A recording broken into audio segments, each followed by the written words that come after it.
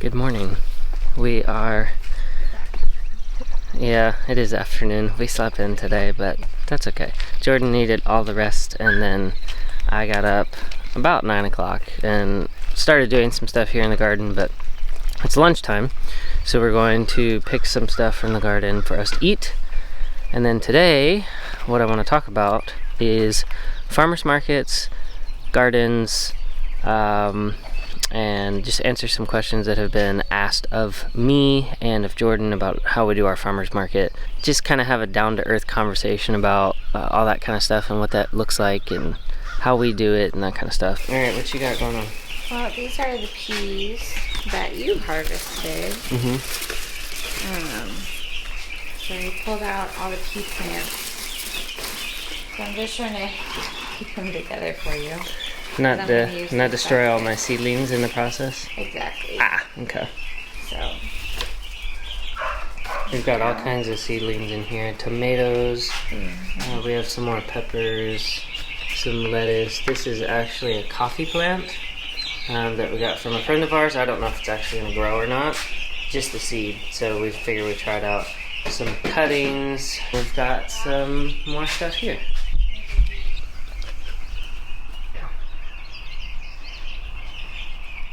I'm gonna go put them in. Look at this, guys.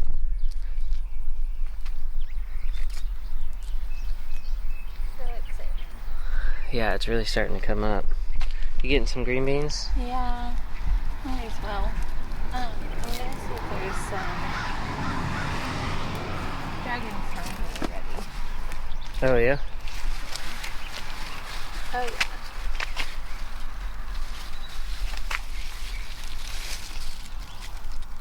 Super pretty. So the trick to green beans is. So are those ready yet? Yeah, they've just easily popped off. If they're not, they don't pop off. Oh, they just look really small. They look a lot bigger than the picture. How big are they supposed to be? So these are the dragon tongue beans. I guess they're not bigger than the picture, but here you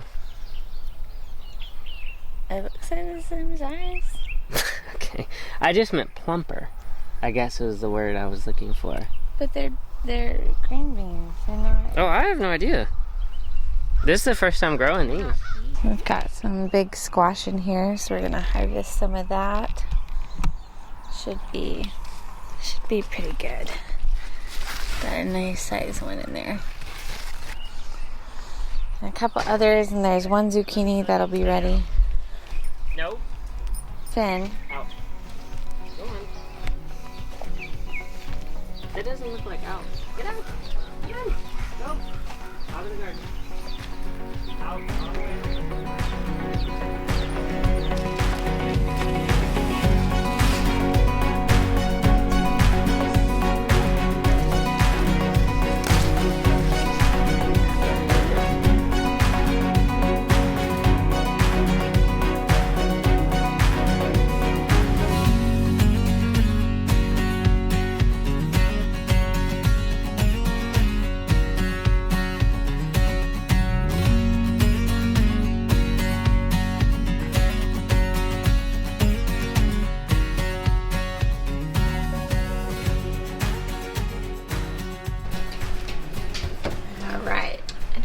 All my veggies. I did add some frozen broccoli. That was one thing that we have struggled to grow this year, so I did add a few pieces in there. But we've got kohlrabi, we have carrots, we have zucchini, squash, potatoes, and green onions. So, and I just tossed it in some olive oil and added some salt and pepper. I've got it on 30 minutes in the oven at 400 degrees. So once it hits that 30 minutes, I do have the spinach and broccoli leaves that I'm going to just chop up and add on top and kind of stir it in a little bit and then roast it for maybe like another 15 minutes. So should be good. How is it, ma'am?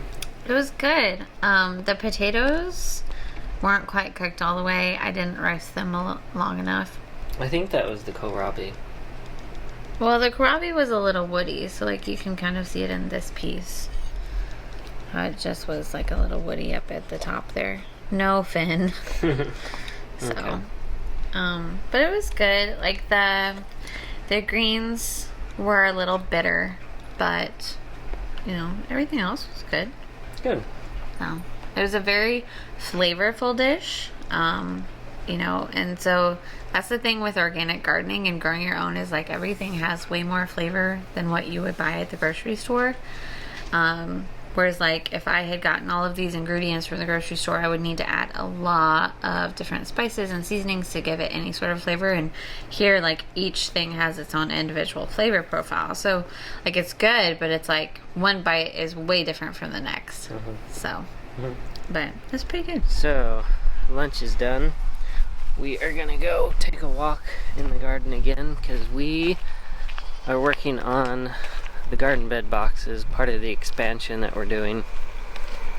And I'm not looking for perfection here. I'm not doing anything fancy. These are literally just garden bed boxes that are made out of pallets. But we are trying to expand the garden for the use of the farmer's market and for winter gardening. And so once we start getting over here where the greenhouse is, the soil is not very well put together, and neither is the area that we really want to grow in.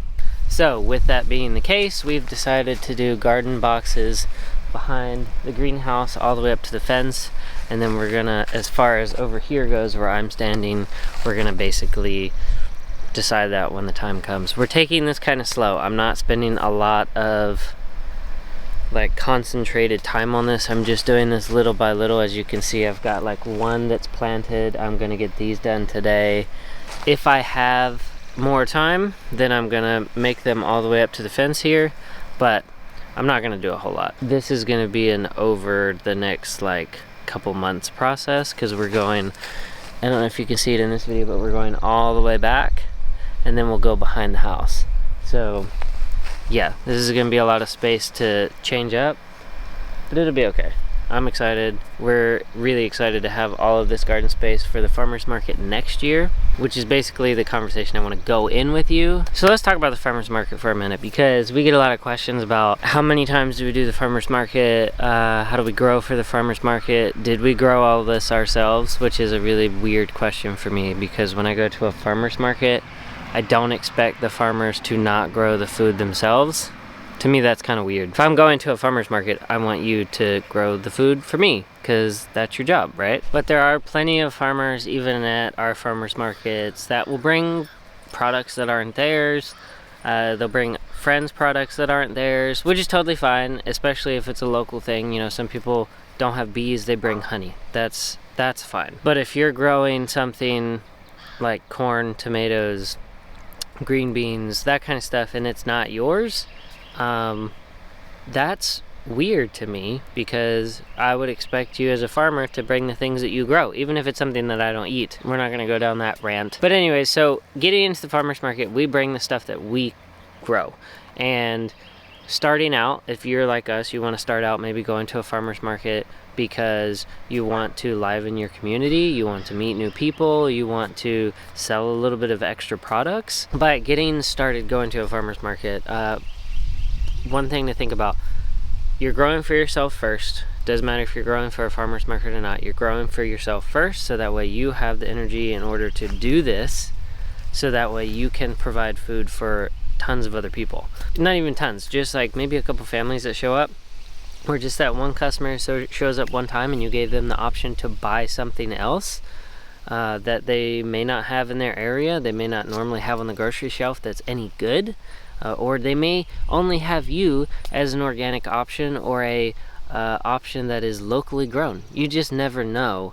So start with what you are doing first, though. So if you're growing your normal stuff like squash, tomatoes, green beans, stuff like that, take that stuff with you, because that's at least stuff that you are doing well.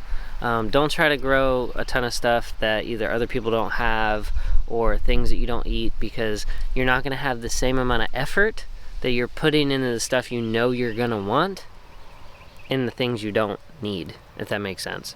So grow the stuff that you're already growing for your family, put in a couple extra plants, do that, then take those plants to the farmer's market and let that pay for the seed for the whole family. Do you know what I'm saying? Or the compost, or work on whatever it is that you're trying to cover, and take those things first, to your farmer's market, and then once you start getting the clients buying those items, you can start branching out and growing other things. So like for us, we ate a lot of kales, spinach, we had basically a ton of leafy greens because those were something we weren't buying at the store, and so we were growing a lot of those for ourselves and canning the rest of the summer stuff, because we at our farmers market have a ton of people who are growing summer stuff but not the leafy greens. So we would take all the extras to the farmers market. We started building a client base off of that, and then now this year we're taking things like carrots.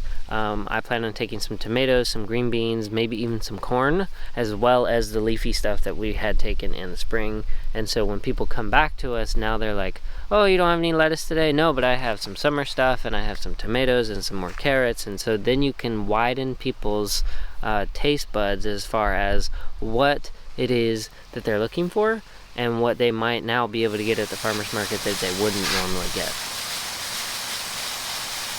So I'm gonna plant these sweet potatoes in here. These are just like regular store-bought Bonnie's sweet potatoes. They had them at Lowe's, and I was not aware that you could buy sweet potatoes from Lowe's, so I got them anyways. The thing about it though, as I put these sweet potatoes in here, I think about my kids that may come after this kid that we're about to have, and they're just like, they're gonna be so lucky. My palate as far as food goes is not very big, and that may seem surprising being as we like grow our own food, but honestly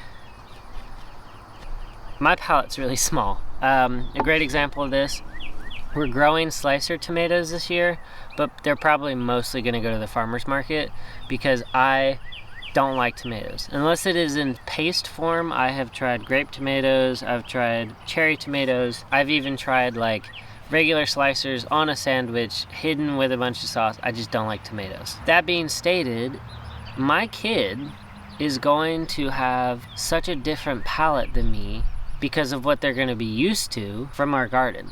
You know, they're going to have access to onions and lettuce and peanuts and carrots and sweet potatoes and green beans and tomatoes. I mean, just all kinds of different things. And honestly, you know, I'm just really excited about it. I am excited for them to be able to come out, pick whatever they want, and just have it. And you know what? It's going to be such a great learning opportunity too, because it opens the door for me to teach them about a ton of different things. If they really like, you know, spinach, or if they really like strawberries and they want it in the middle of the winter, we get to explain to them why we can what we can, why we can't have strawberries in the winter, or why we would have to go to the store to get them and how they're not necessarily fresh. You know, just fun conversations that you probably normally wouldn't have with a kid. I mean, I remember my grandmother, she would garden, but I don't think she ever really had anything in her house from her garden, except for maybe like 1 year. I remember her having something. One of her favorite things to garden that I always remember her talking about was tobacco plants. She would always grow a tobacco plant because that was what she grew up like picking. She would have other vegetables, but I just remember her always saying it was such and such time. It was such and such season. And she would go out and pick tomatoes. She liked tomatoes. She would like a tomato sandwich. It's gonna be cool doing that with my kid and being like, oh, it's potato season, oh, it's carrot season, oh, it's corn season, oh, it's sweet potato season.